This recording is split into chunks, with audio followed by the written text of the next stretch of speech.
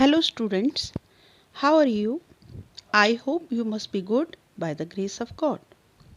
Staying home, staying safe. Dear students, now I'll read out poem number 5, Snowdrop, written by Ted Hughes, of your English book Tulip series. Now open your book at page number 93. Let's start reading. Students, after reading, I'll explain these lines in Hindi also.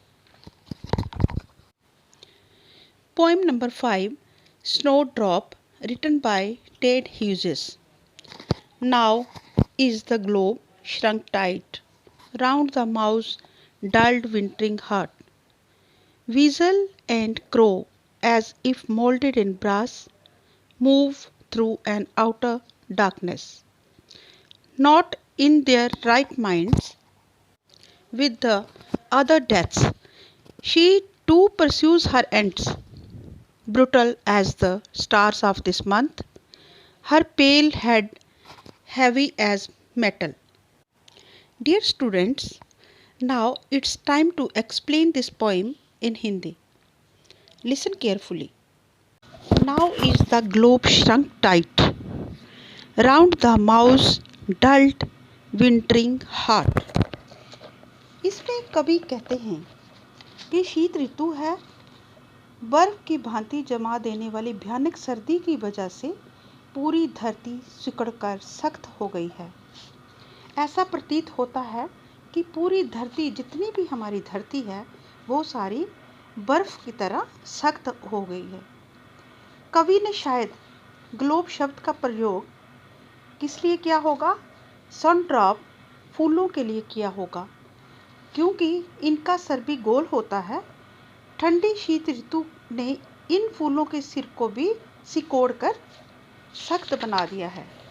यहाँ पे shrunk word का meaning है सिकुड़ना, सिकुड़ा हुआ। Shrunk का meaning क्या है? सिकुड़ा हुआ। और ग्लोब, पूरी धरती, ग्लोब को बोला जाता है मॉडल ऑफ अर्थ। और यहाँ पे इन्होंने, कवि ने ग्लोब किसके साथ कंपेयर किया हुआ है? यहाँ कंपैरिजन ग्लोब का हुआ है इसके साथ, जो फूल है, सनड्रॉप पौधा जो है, उसके साथ ग्लोब का कंपैरिजन किया हुआ। Weasels and crow, as if molded in brass, move through an outer darkness, not in their right minds, with the other deaths too. She too pursues her ends. यहाँ कवि फिर बोलते हैं कि एक चूहे को जब देखता है, फिर कवि जब एक चूहे को देखता है तथा इसकी शोचनीय हालत की तरफ ध्यान देता है। भयानक सर्दी से बेचारे जीवन की जो जीव है, भयानक सर्दी के कारण जो चूहा है, जीव जो चूहा है, उसके दिल की धड़कन भी धीमी हो चुकी है। वीजल और कौवे की हालत भी कोई विन नहीं है, इससे अलग नहीं है। बहुत कठोर सर्दी जो पड़ रही है, उसकी वजह से वे ऐसे प्रतीत होते हैं जैसे किसी पीतल के सांचे में ढल गए हों। भयंकर सर्दी ने उनकी गतियों को सीमित कर दिया है, उनकी मूवमेंट को सीमित कर दिया कि वो खुल के चल फिर नहीं सकते हैं। वे खुले में मुश्किल से ही मूव कर सकते हैं, गति कर सकते हैं।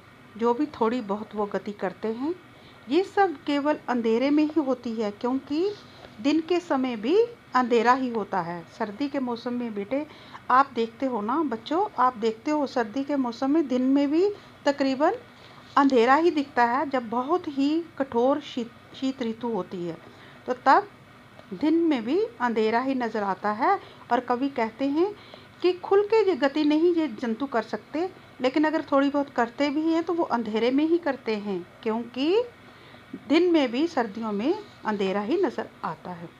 सूर्य मुश्किल से कभी दिखाई देता है। भयंकर सर्दी की वजह से ये बेचारे जीव जंतु जो हैं, वो अपने दिमाग का भी ठीक से प्रयोग नहीं कर सकते। वे सोच नहीं पाते हैं कि क्या करें और कहाँ जाकर रहें। ये सब कवि बता रहे हैं। किस पोइम में है ये स्नो ड्रॉप। पोइम का नाम क्या है? Snow drop. Brutal as the stars of this month, her pale head heavy as metal. Brutal as the stars of this month, her pale head heavy as metal. अब यहाँ कवि जो है वो कह रहे हैं कि वो सन ड्रॉप की तरफ देखते हैं और इसकी बात करना चाहते हैं। सन ड्रॉप क्या है? सन ड्रॉप एक पौधे का नाम है जिसमें फूल जो खिलते हैं बहुत सर्द ऋतु जब होती है और बर्फ़ पड़ी होती है, ज़मीन पूरी बर्फ़ से ढकी होती है, तो तब जे इस पे पौधे पे फूल लगते हैं। और कवि जब सन ड्रॉप की तरफ देखता है और इसकी बात करते हैं, वह इसे एक मादा कहते हैं क्योंकि इसमें इतनी सर्दी में भी फूल पैदा करने की अद्भुत शक्ति होती है। सन ड्रॉप जीवित रहने की शक्ति दिखाते हैं। इतनी सर्दी के बावजूद भी वे अपने उद्देश्यों को प्राप्त करना, यानी कि इतनी सर्दी होते हुए भी वो कई बार अपनी जो स्टेम उनकी होती है, जो तना होता है, उनको कड़ी बर्फ़, ज़मीन बर्फ़ से ढकी होती है और उसमें से वो 9 इंच तक अपने तने को, अपनी स्टेम को बाहर को धकेलते हैं। वे घनी बर्फ़ में जब इतनी काबिलियत रखते हैं कि अपने तने को 9 इंच तक भी बाहर धकेलने की शक्ति रखते हैं। ये उतना ही कठोर दिखता है, होता है जितना कि इस महीने में सितारे, जो तारे होते हैं वो शीत ऋतु के महीने में कोई भी अपना अट्रैक्शन नहीं रखते, आकर्षण नहीं रखते और देखने वालों के दिलों में कोई भी भावना पैदा नहीं होती है।